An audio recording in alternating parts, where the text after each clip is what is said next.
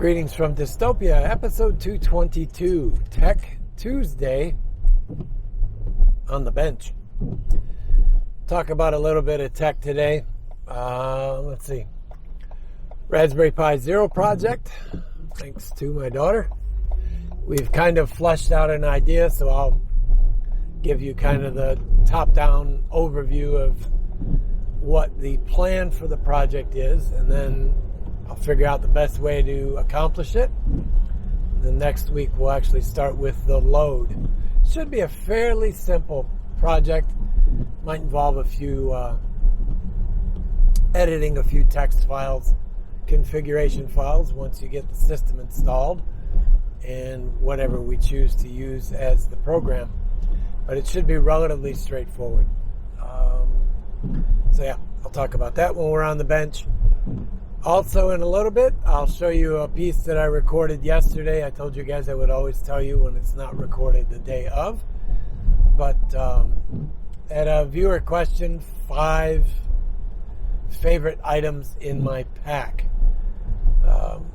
He didn't really clarify it. Was it 5 useful items, 5 favorite items I may not use, 5 tools, 5 whatever. So I'll just pick my 5 and we'll go from there. Well, actually, I already picked my 5, but that was a pretty interesting one because it actually made me stop and think.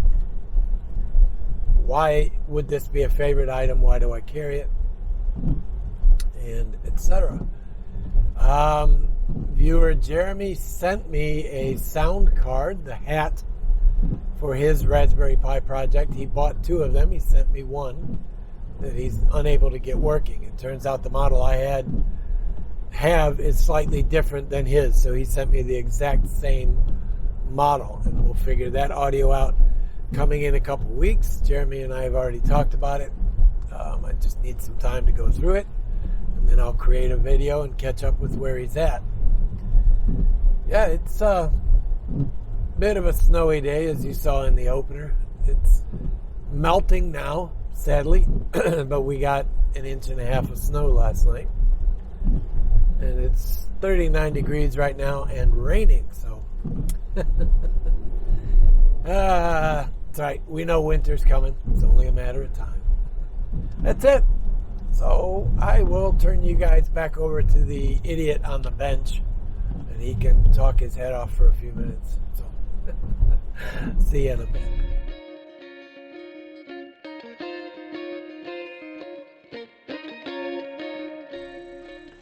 Hey folks, had a pretty cool question come in, and it's one that kind of really made me think about an answer.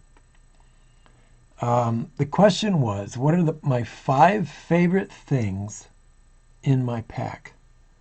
What 5 favorite things do I carry around at all times?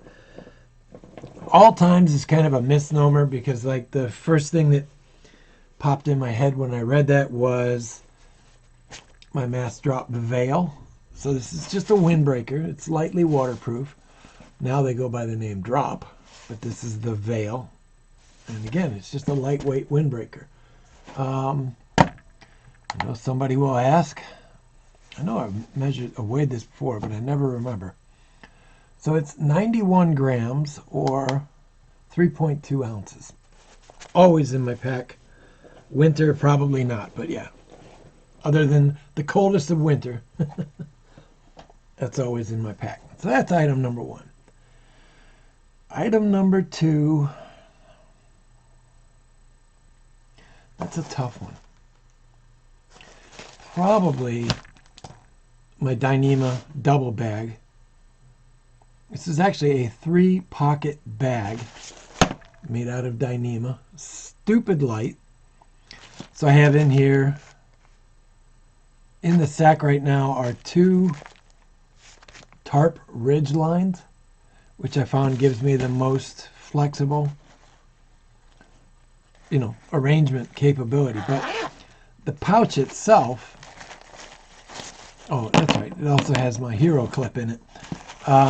You have 1 pocket down on the front. It's not completely waterproof, but it's pretty close to it. When you open the top zipper, you have light. It's always there in my side pocket. Rolls up nice and small. So yeah, that's item number 2. Item number 3. Wow. What do I reach for most often besides water bottles?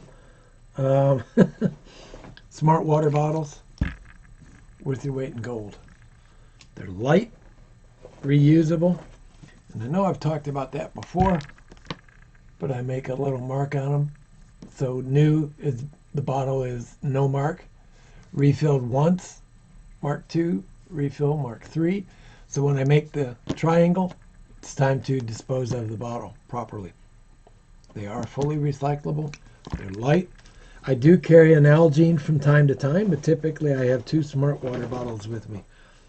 Wow. Okay, so item number 1, item number 2, item number 3. Man, that's a tough one. All right.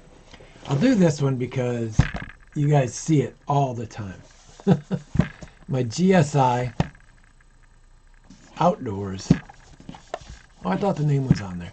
Hyalite Minimalist Cup. Oh, it is on the cup. It's underneath the... there we go. It's underneath the screen, the insulator grip. But yeah, so yeah, I'm going to definitely make this one of my number 3 items. So you guys have all seen me use it, and what I love about it the most is my stove with a lighter, with a gripper, all fits in there. Small can of fuel.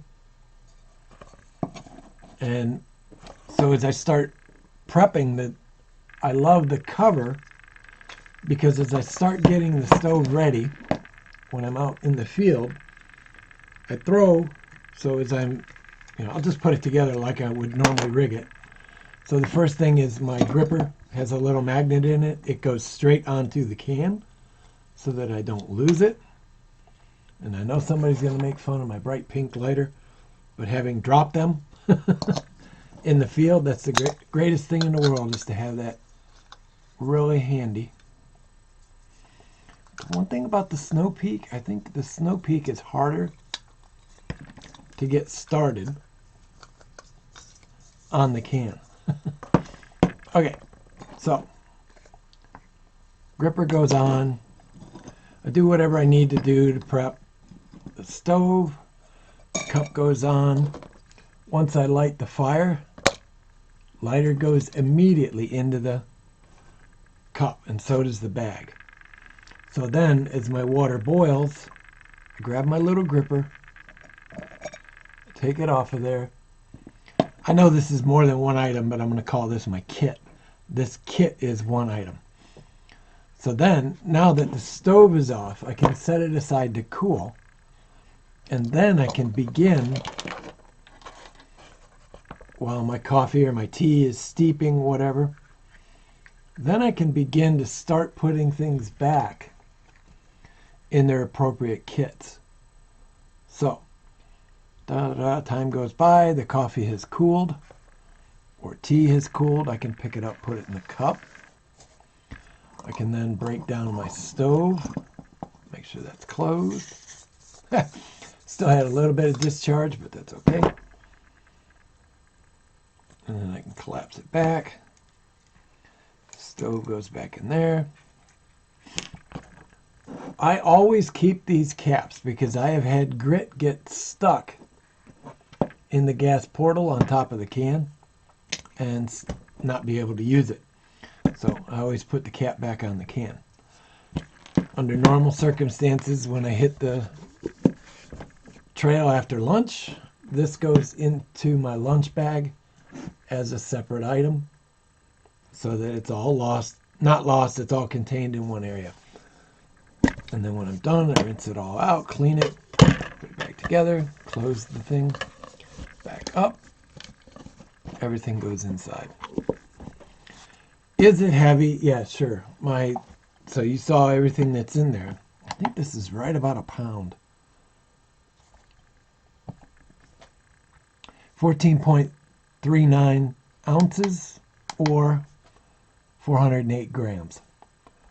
But yeah, that is to me my favorite item. You guys, pretty much every video where I'm making coffee or tea or chocolate, whatever, is in this cup. So that would be, yeah, item number 3. Item number 4. Wow. All right, I'll give it to my knife. Depending on the intent of the trip, the knife will change. But I've really become a huge fan of the Mora Eldris, which is a very compact blade. You can see the blade is there at just over 2 inches long. So it's a very small knife. I have a lanyard on it. You could use it as a neck knife if you wanted to. But yeah, the Eldris, it's a square spine, so it does work with the ferro rod to spark. Yeah, but it's just, I found that that's the perfect size knife for an average day on the trail. You're not going to baton wood with it, although I've seen people do it. In my opinion, batoning wood is stupid anyways. You're risking breaking a knife in a situation where you may not want to break it. But yeah, so item number 4. Mora knife Eldris with the ferro striker. Again, that's kind of a kit. Now, item number 5, the last, wow, this is like I said, this is a really tough question because where does it end up? Titanium windscreen, my Garmin InReach Mini,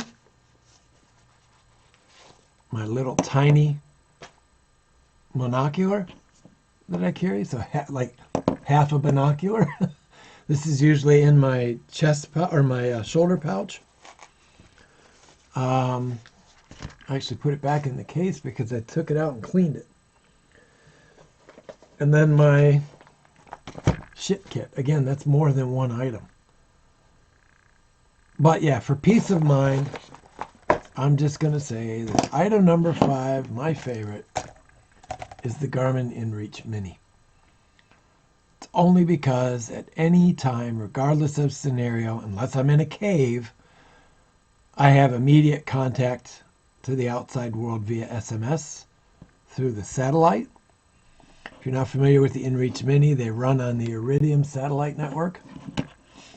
It is a full mapping GPS by using the phone, your phone, the app on your phone, and connecting to it by Bluetooth. It does have an SOS emergency. Oh, I hate trying to get that cover off. Hopefully I'll never have to take the cover off, but you flip the cover back, press and hold the button. And it will send the message of your location, time, blah, blah, blah. Then they will contact you immediately. And if they can't reach you by phone, they will send you a message through their system to which you can respond. If not, you have a list of people that they can contact in an emergency. And then they will send out a rescue team. These things are not a joke. They're not a toy. Don't go hitting that button unless it's a dire emergency. If you broke an ankle, figure out how to splint it and get your own self out. Because otherwise you're putting a lot of people at risk. But yeah.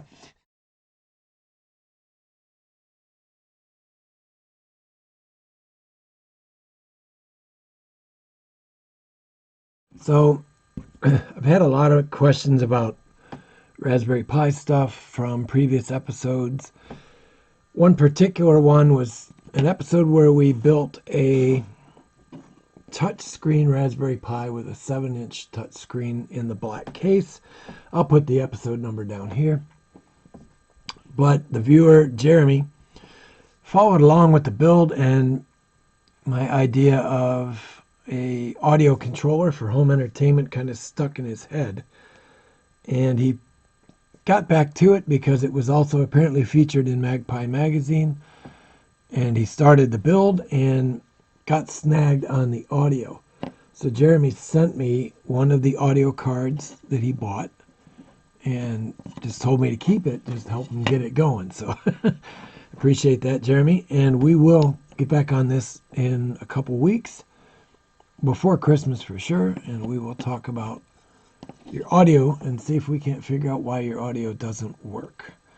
My suspicion is it's not loading the correct kernel module, but yeah, we'll get to that. So that's pretty straightforward, and that one will come up in a couple weeks, and we'll get on that episode. Last episode, I talked briefly. My daughter messaged me and said that she got a Raspberry Pi Zero. So I thought real quick we'd go over this and then talk about the idea that she and I came up with. If you're not familiar with the Raspberry Pi platform, it is a microcomputer designed around an ARM processor for STEM, science, technology, engineering, and maths, or mathematics, depending on where you're from,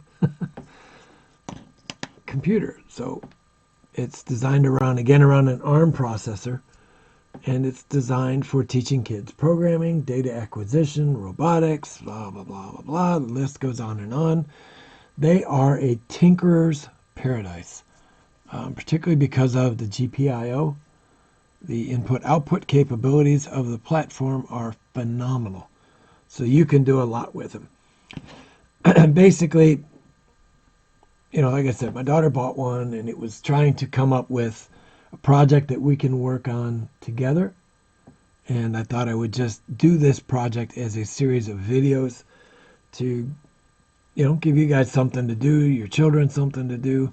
It's relatively straightforward to do these. It's not like you have to have a master's degree in computer science to work with these things. But yeah, so trying to come up with a project idea. My daughter is a huge fan of techno-thriller type novels. So think spies, think shoot 'em ups, think technology-based thriller novels.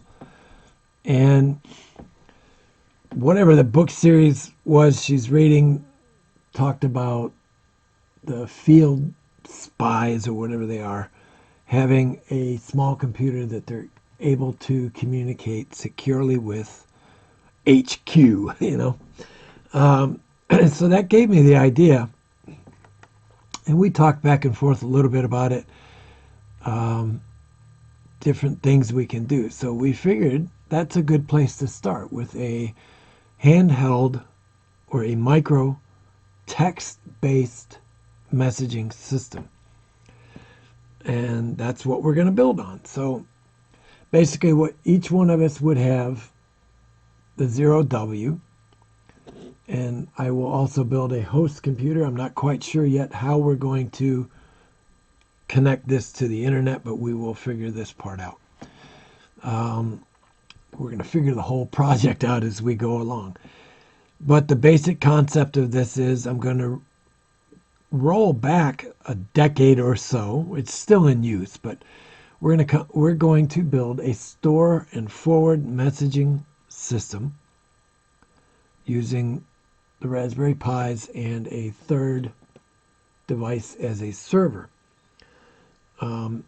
Basically what happens is, from this computer, from this Raspberry Pi, she would go online, upload a message, and download any new messages to her device. I would do the same thing. Go online, upload and download any messages that are there for me. We're not directly connected, so we need that third-party broker, if you will, to transfer messages back and forth. This is the way the internet ran, or bulletin board systems ran for years. Everything was done store and forward. So how do you connect to this device locally? There's several different ways you can do it. You can leave it full-time connected at home on your wireless network. You could hook up a keyboard and mouse and a monitor. The 0W has a micro HDMI and micro USB ports for video, keyboard, and mouse, or integrated keyboard mouse combo, however you choose to do it. we talked about it, and for our purposes, we're going to use our phones loaded with a secure shell client and as the host for Wi-Fi, as a Wi-Fi hotspot. So the device will plug in. You can see that this one is actually running right now. I'm running it on a 2500 milliamp hour battery to see what the battery life is on it. It should be better than a day.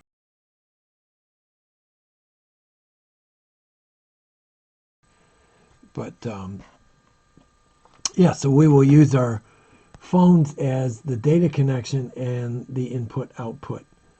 And we'll talk about that as we get to that point down the road. But in the next episode, we'll talk about how to load these with the Debian or Raspbian operating system in this case, and the message platform that we decide to build this on. It's very common to use QUAC or QUIC or QWK messaging. It's an older technique that doesn't require dedicated nodes, in other words, physical addresses to nodes. So it makes addressing messages simpler.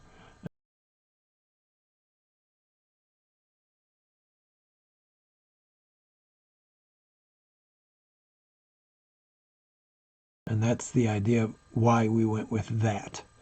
The other option I like about this is a data acquisition computer that I'm building for my vehicle to orient things the right way, to show you that this is a Raspberry Pi Zero built into here, into this cage.